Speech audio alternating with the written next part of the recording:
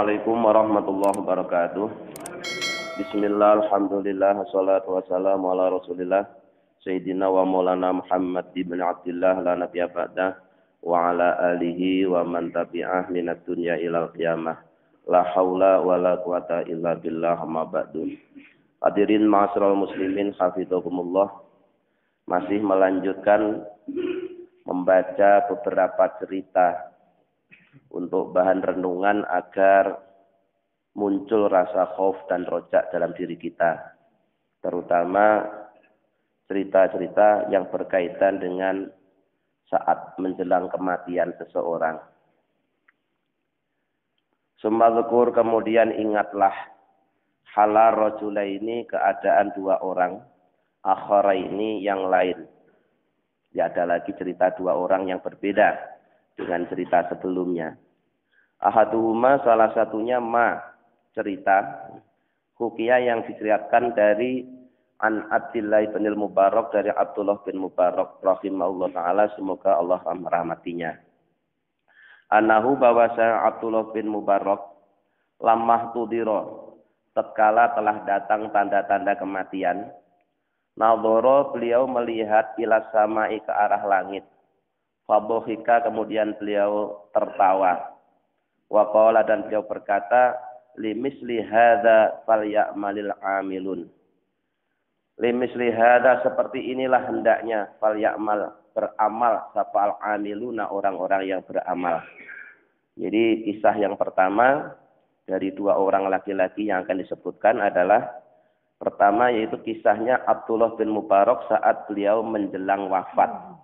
Ketika sudah sakaratul maut, tiba-tiba dia memandang ke arah atas, kemudian tertawa.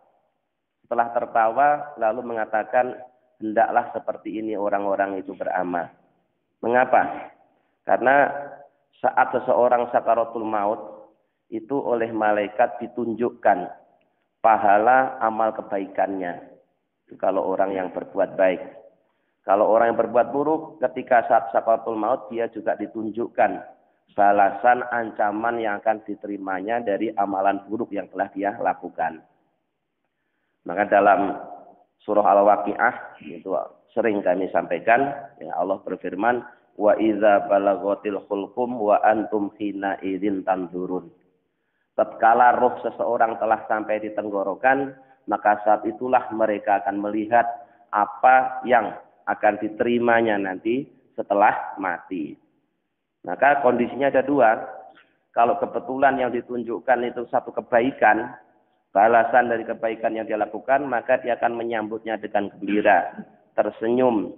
Bahkan tadi bukannya tersenyum tapi tertawa Abdullah bin Mubarak karena saking senangnya melihat balasan kebaikan yang pernah dilakukan. Wasami itu, dan aku mendengar, kata Imam Ghazali, nama Haramain ini tentang kisah Imam Haramain. Imam Haramain itu nama panggilan, gelar yang diberikan oleh umat Islam kepada seseorang yang menjadi imamnya dua tanah haram, yaitu tanah haram Makkah dan Madinah. Karena dia menjadi dua imam di dua tempat ini, maka disebut Imamul Haramain, imam dua tanah haram. Radhiyallahu anhu, semoga Allah senantiasa meridhoinya. Yahki, cerita anil ustadi, dari Ustadz Abi Bakrin rahimahullah, semoga Allah merahmatinya. Annahu, bahwasanya beliau qala telah berkata, menceritakan, kanali sahibun ayamat ta'limi. Ketika kami sedang mengajar, saya punya seorang santri. Wa kana muqtadiyan, dan dia seorang santri pemula. Kasirul jahdi, yang sangat sungguh-sungguh fita'alumi, dalam belajar. Dia menyadari karena dirinya santri pemula, maka dia harus lebih giat daripada santri-santri yang lama untuk mengejar ketertinggalan. Taqiyan, dan dia seorang santri yang takwa, muta'abidan, yang ahli ibadah. Wa kana, dan adalah dia la yasulu, tidak berhasil lahu untuknya ma'al ijtihadi, bersama kesungguhannya, ilal qalilu, kecuali ilmu yang sedikit. Jadi santri ini karena menyadari dirinya seorang pemula, maka dia sangat rajin, sungguh-sungguh dalam belajar. Dia orang yang menjauhi segala yang dilarang oleh Allah. Rajin ibadah, Tapi sayangnya, walaupun dia sudah rajin seperti itu, dia tidak mendapatkan ilmu kecuali hanya sangat sedikit. Itu ujiannya. Ya. Tidak semua orang punya kemampuan yang sama dalam menyerap ilmu. Ada yang dengan mudah dia bisa merekam apa yang dia dengarkan, tapi ada juga yang sedikit pun tidak paham. Tapi walaupun begitu, dia tetap rajin mendatanginya. Karena wajibnya itu datangnya itu, bukan pahamnya. Ya, paham itu yang bikin Allah, bukan guru, bukan kita. Jadi yang penting kita ngaji itu datang ke tempat pengajian, itu sudah gugur kewajibannya. Ya. Soal paham apa tidak paham, itu urusannya Allah. Yang penting kita datang. Dan tetap sungguh-sungguh untuk berusaha memahaminya. Fakuna maka adalah kami nata'ajabu heran min halihi tentang keadaannya. Aneh ini. Kelihatannya dia cerdas, rajin, takwa, ahli ibadah. Tapi mengapa dia tidak mudah untuk memahami satu ilmu? Sudah lama dia belajar, masih juga hanya sedikit ilmu yang dia dapatkan. Famarido, kemudian santri tadi sakit. Walaupun sakit, falazima, maka dia tetap berada di tempat belajarnya. Bainal auliyai, ada di tengah-tengah para kekasihnya Allah. Firribati, di sebuah pondok pesantren. Dia tetap melakukan suluk di tengah para murid dalam bimbingan seorang wali. Sehingga walaupun dia sakit, dia tetap ada di situ. Walam yadkhul ilal baitil mardo, dan dia tidak pergi ke rumah sakit. Jadi walaupun kondisi tubuhnya sakit, dia tetap belajar. Wakana, dan adalah dia itu yajtahidu sungguh-sungguh ma'amarodi, bersama kondisi sakitnya. Fastadda bil halu, maka semakin lama sakitnya semakin parah. Ya. Wa ana ila janibihi, kemudian aku mendampinginya. Fa bainama huwa kadzalika, maka tatkala dia sudah kondisinya seperti itu, sudah sangat lemah, ya. Itsakhoso, tiba-tiba dia membelalakkan matanya atau membuka matanya bibasorihi, dengan matanya ila samai, ke atas, ke langit. Ya. Summa qala, kemudian dia berkata li kepadaku, ya, kepada gurunya tadi, ya ibna Furaq, wahai ibna Furaq, limisli hadza falyamal amilun. Seperti inilah hendaknya orang-orang beramal. Jadi banyak dan sedikitnya ilmu itu bukan jaminan. Ya. Belum tentu yang ilmunya banyak pasti kemudian nanti husnul khotimah. Ya. Yang penting itu dia rajin melaksanakan kewajiban untuk menuntut ilmu. Paham nggak paham urusannya Allah. Walaupun sakit dia tetap hadir. Nah, imbalan yang harus diberikan apa? Ternyata saat sakaratul maut dia Allah tunjukkan pahala yang telah Allah sediakan. Ya. Sehingga dia bisa meninggal dunia dalam keadaan husnul khotimah. Tersenyum karena melihat balasan yang telah Allah sediakan. Wa tubufiya inta zalika, dan dia meninggal dalam keadaan tersenyum karena sedang melihat balasan yang Allah berikan kepadanya. Itu kalau orang soleh seperti itu. Matinya tersenyum, bahkan tadi tidak yang tersenyum tapi tertawa karena melihat balasan yang sudah Allah sediakan. Sebaliknya kalau dia seorang yang durhaka, maka saat menjelang meninggal dunia itu yang dia tunjukkan adalah ya siksa yang telah menantinya. Maka biasanya kelihatan takut, ya, takut dan matanya juga melotot, itu karena menyaksikan siksa yang telah Allah sediakan. Na'udzubillah min dzalik. Nanti cerita berikutnya seperti itu. Ya. Jadi dia mati dalam keadaan menyaksikan amal kebaikan yang diterima oleh Allah dan Allah beri balasan sehingga mati dalam keadaan tersenyum. Wa amal akharu, adapun kisah yang lain, fa nahnu mawriya an Malik bin Dinar. Maka kisah yang diriwayatkan dari Malik bin Dinar rahimahullah, semoga Allah merahmatinya. Annahu, bahwasanya Malik bin Dinar dakhala, masuk ala jarin, pada rumah tetangganya lahu bagi Malik bin Dinar. Jadi Malik bin Dinar itu punya tetangga, kemudian dia mendatangi tetangganya tadi. Uhdira, jadi tetangganya yang sedang sakit menjelang kematiannya. Jadi sudah datang tanda-tanda kematian. Istilahnya sudah sakaratul maut. Sakaratul maut itu mabuk. Sakarat maknanya mabuk. Karena saking beratnya seperti orang mabuk. Faqala lahu, maka orang yang sakit tadi itu, yang sudah sakaratul maut tadi, begitu dijenguk oleh Malik bin Dinar, dia mengatakan demikian, ya Malik, wahai Malik, jabalani min narin baina yadayya. Di hadapanku sedang ditampakkan dua gunung api. Ya, yadayya. Aqul lafu su'uda alaihima. Aku dipaksa untuk menaikinya. Jadi beda-beda. Ya, kalau tadi kisah dua yang sebelumnya, dia menyaksikan amal kebaikan yang telah diterima oleh Allah dan Allah sediakan balasannya. Serba indah, serba menyenangkan, sehingga dia dengan tertawa, tersenyum, senang melihatnya. Kalau ini kebalikannya. Saat sakaratul maut yang dia lihat adalah kobaran api seperti gunung. Tidak hanya satu tapi dua. Dan dia dipaksa untuk menaiki gunung tersebut. Ya. Qala. Kemudian Malik bin Dinar berkata, fasa'altu ahlahu, lalu aku bertanya kepada keluarganya, orang yang sedang sakit ini.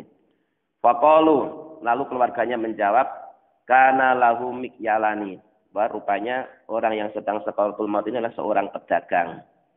Maka ketika Malik bin Dinar bertanya pada keluarganya apa yang selama ini dia lakukan.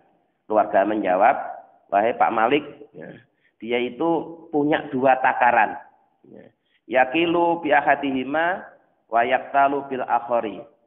Dia punya dua takaran yang fungsinya beda. Satu takaran dipakai untuk membeli, satu takaran dipakai untuk menjual. Itu walaupun dia menyebutnya sama-sama 1 liter, ternyata ukurannya beda. Jadi kalau dia beli, itu takarannya lebih besar daripada kalau dia menjual.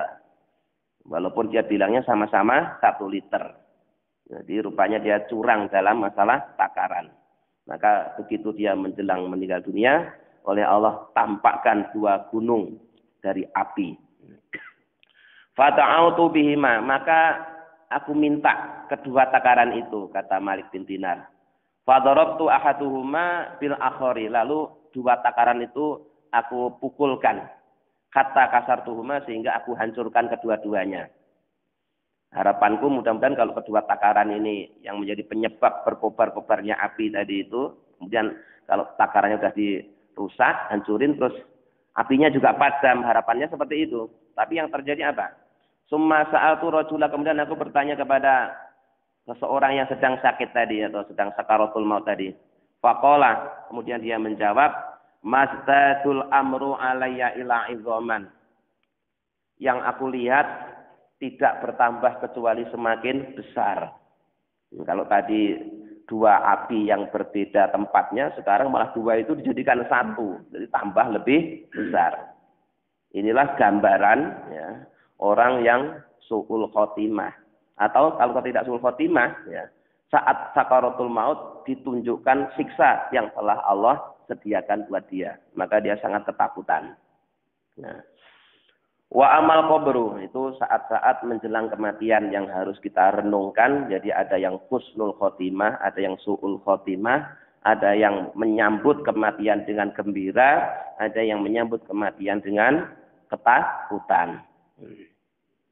Nah, untungnya kalau kita punya guru mursyid, ya, itu saat kita sakaratul maut akan ditungguin oleh guru kita. Itu untungnya kalau kita punya guru mursyid. Kalau nggak punya ya nggak ditungguin. Nah, kalau punya, kita akan didampingi, dibimbing oleh guru mursyid. Maka kita harus punya guru mursyid, bukan guru sembarangan. Wa amal qabru, adapun yang berkaitan dengan kondisi di kubur. Wal halu, dan keadaan ba'dal mauti, sudah mati. Fadhkuru, maka aku menyebutkan di dalamnya halar rajulaini, tentang kondisi 2 orang laki-laki. Ahaduhuma, salah satunya ma'dzukira, yang telah disebutkan an ba'di sholihina, dari orang-orang yang soleh. Jadi kalau tadi itu renungan berkaitan dengan seorang yang sakaratul maut. Nah, sekarang ini renungan yang dialami oleh seorang ketika sudah meninggal dunia. Ya. Qala, dia berkata, ra'aitu, aku melihat Sufyan Tsauri seorang ulama tabi'in, gurunya Imam Malik. Ini termasuk pembesarnya ulama tabi'in.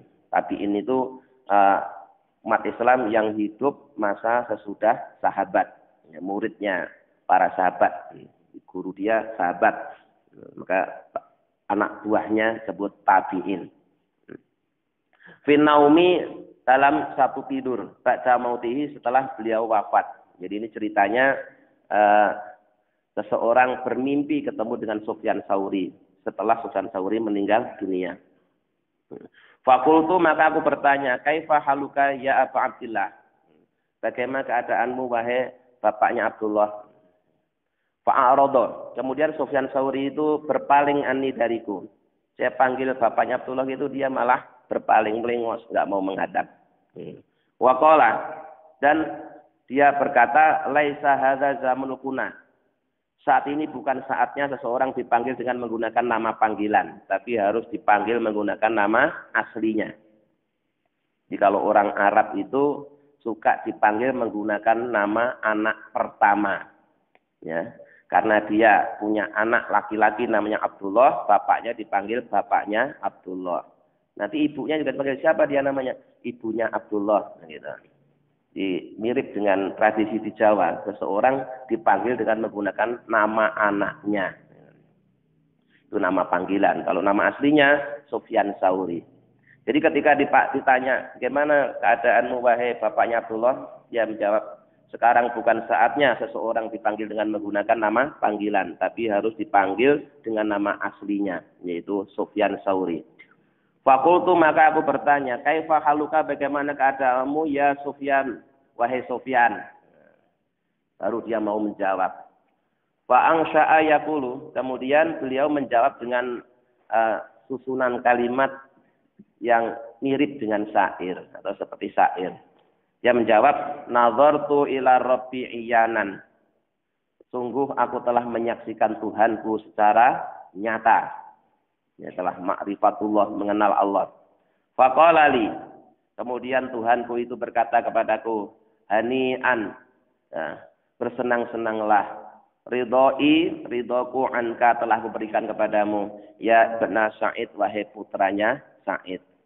Jadi rupanya Sufyan Tsauri telah dianugerahi oleh Allah, yaitu diberikan kesempatan menyaksikan Allah, bahkan berdialog dengan Allah.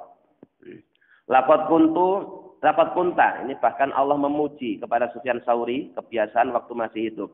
Laqad kunta, sungguh engkau qawaman adalah orang-orang idzal lailu tatkala telah memasuki malam, qad jaja, dan malam itu telah terasa gelap, ya, bi abratin, maka engkau menunaikan salat, kemudian bermunajat, menangis mustaqin karena rindu kepada Allah.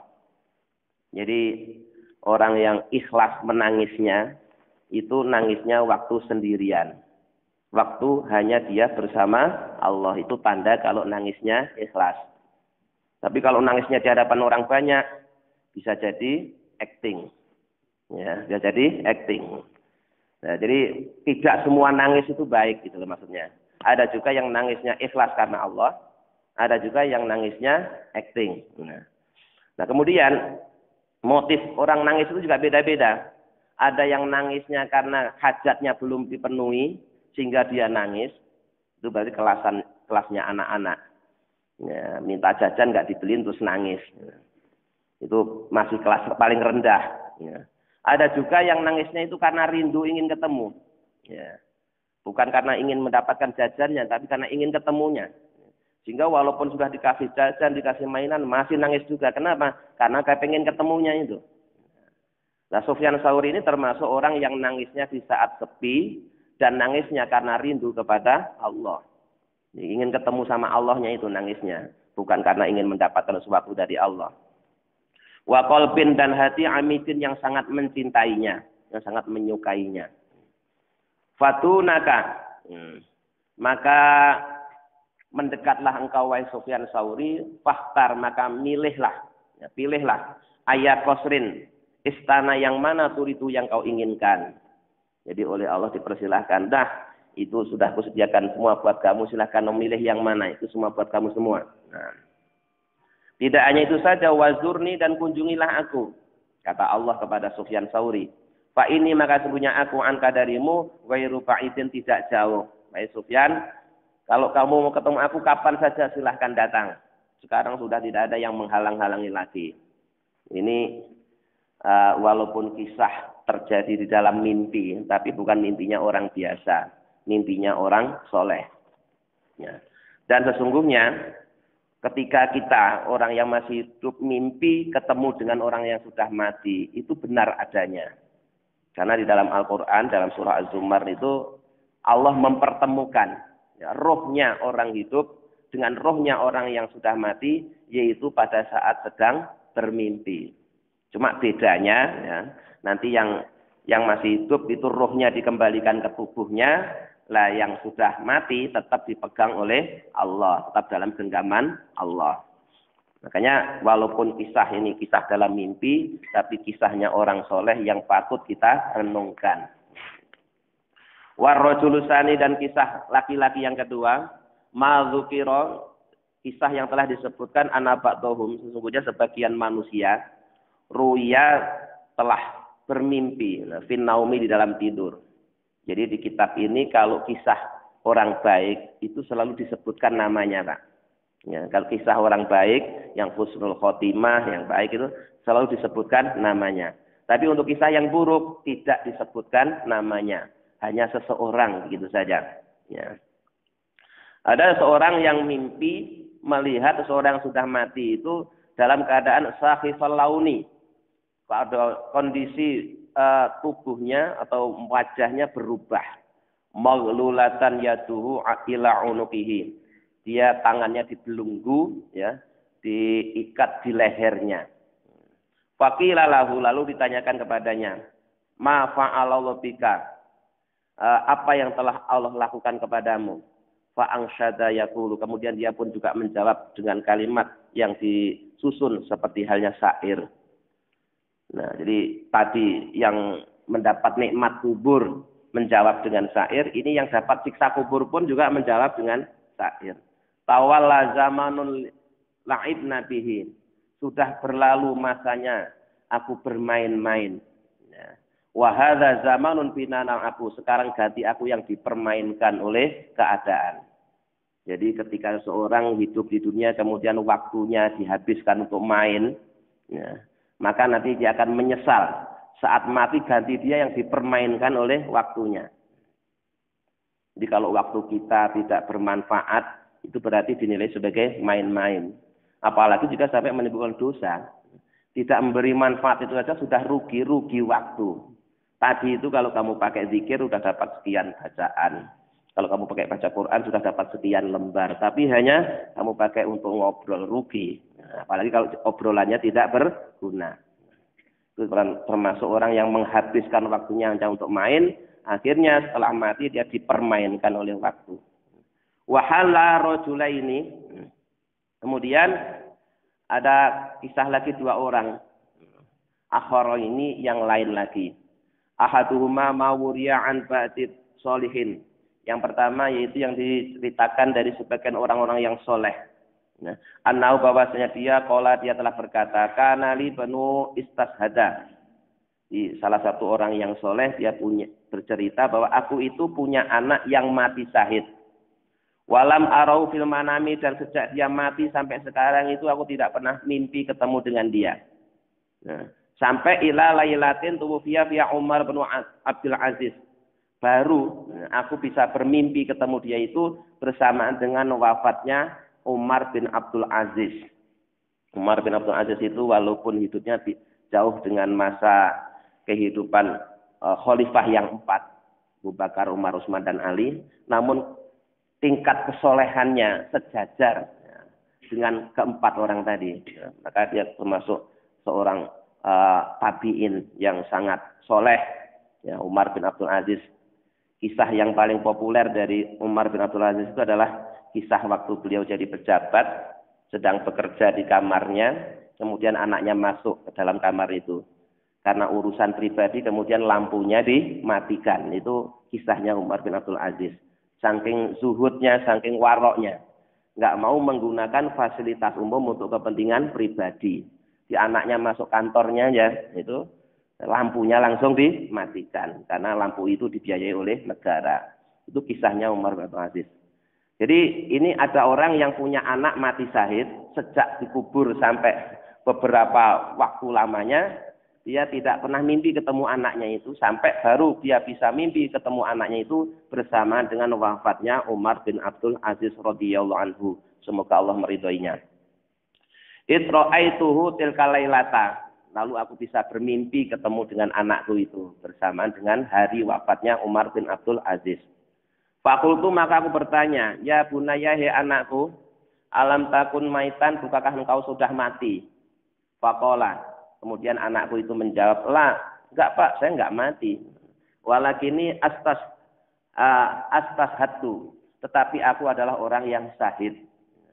Jadi ketika dikatakan, wahai anakku, bukankah kau sudah mati? Dia jawabnya, enggak pak, saya bukan mati, saya syahid. Karena beda, mati dengan syahid itu beda. Karena kalau orang yang syahid ini tetap hidup, ya, hidup di sisi Allah. Wa ana hayyun, dan sungguhnya aku adalah hidup intallah di sisi Allah Ta'ala. Urzaku, aku diberi rizki. Ya. Fakultu, lalu dalam mimpinya itu, orang yang bermimpi tadi tanya kepada anaknya. Maja'a bika. Mengapa kau datang? Qala, dia menjawab, nudiya fi ahli samai. Sungguh telah ada panggilan dari langit. Allah, ingatlah. La yabqa nabiyun wala siddiqun. Ya. Tidak ada seorang nabi atau seorang siddiq. Ya. Wala syahidun, dan tidak seorang syahid. Illa wa hadara sholata. Kecuali hendaknya semuanya hadir untuk sholat. Ala Umar bin Abdul Aziz, untuk mensolati jenazahnya Abdullah bin Aziz. Umar bin Abdul Aziz. Jadi rupanya ketika Umar bin Abdul Aziz itu wafat, itu di alam barzah sana, ya, itu ada pengumuman. Semua yang ada di situ, baik para nabi, ya, para siddiqin, para syuhada, hendaknya semuanya hadir menyolati jenazahnya Umar bin Abdul Aziz. Nah, karena ini tadi anak ini tadi, ya, salah seorang yang mati syahid, maka dia ikut undangan itu. Terus sekalian nemuin bapaknya. Fajitu, maka aku mendatangi li asyada untuk menghadiri as-sholat ta'ali, sholat jenazahnya Umar bin Abdul Aziz. Sumajitukum, kemudian aku menemuimu di usallima, untuk mengucapkan salam alaikum kepadamu. Jadi rupanya ketika Umar bin Abdul Aziz wafat, ya, itu yang nyolati bukan hanya orang yang masih hidup di dunia, tapi para arwahnya para nabi, ya, arwahnya para siddiqin, para syuhada, semuanya dihadirkan oleh Allah untuk ikut menyolati jenazahnya Umar bin Abdul Aziz karena saking mulianya. Ya, maka dia disebut seakan-akan khalifah yang kelima. Jadi setelah Abu Bakar, Umar, Utsman, Ali, maka yang kelima adalah Umar bin Abdul Aziz. Walaupun masa hidupnya agak jauh, tapi tingkat kesolehannya sejajar. Gitu. Sampai ada orang yang bisa ketemu dalam mimpi dengan putranya telah meninggal dunia, ya, karena anaknya ikut menghadiri sholat jenazahnya Umar bin Abdul Aziz. Nah, ini kisah-kisah orang yang dapat nikmat di alam kubur. Ya. Jadi kubur itu bisa menjadi taman dari taman surga, tapi juga bisa menjadi jurang dari jurang neraka. Maka kita masih ada kesempatan saat ini buat mendoakan keluarga kita yang telah memasuki alam barzah atau alam kubur. Mudah-mudahan, ya, dosa-dosanya diampuni oleh Allah. Kalau toh tidak diampuni semua, paling tidak ada pengurangan, ya. Sehingga kalau toh harus disiksa, itu siksanya diperingan karena doa dari orang yang masih hidup. Jadi tidak ada hadiah yang lebih menggembirakan bagi orang yang telah meninggal dunia dibanding doa dari orang-orang yang masih hidup. Maka setiap kita selesai sholat 5 waktu itu, jangan lupa untuk senantiasa mendoakan keluarga kita, terutama yang telah meninggal dunia, agar diampuni dosa-dosanya. Kalau toh harus disiksa, mudah-mudahan diringankan siksanya. Gitu. Karena itu yang sangat mereka harapkan dari kita-kita ini. Ya. Mudah-mudahan dengan bimbingan Allah kita bisa mengamalkannya. Amin ya rabbal alamin. Allahumma sholli ala sayyidina Muhammad wa sallam Muhammad alhamdulillahirabbil alamin. Allahumma inna nas'aluka imanan da'ima yaqinan shadiqa wa qalban khashi'an lisanan dzakira wa rizqan halalan wa ilman nafi'an shalihah.